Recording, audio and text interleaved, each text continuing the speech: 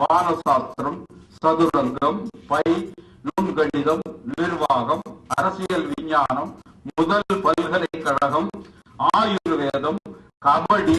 கருப்பை மேற்திறப்பு, ரண சிகிச்சை, யோகா, ஜோதிடம், கராத்தே, சித்த மருத்துவம், விவசாயம், இந்து மதம், சீக்கிய மதம், புத்தம், சமணம், தமிழ், சமஸ்கிருதம், சந்திரனில் நீர், ராமன் விளைவு, தாவர உணர்வியல்,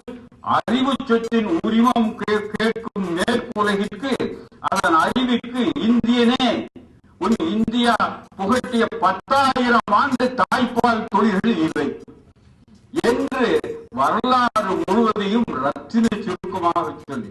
நம்முடைய பீடும் பெருமையும் எடுத்து சொல்லி, நம்முடைய மொழிக்கு நேர்ந்திருக்கிற அவலங்களை எடுத்து சொல்லி, வென்று வரும்படியான உற்சாகத்தையும் தூண்டுதலையும் தருகின்ற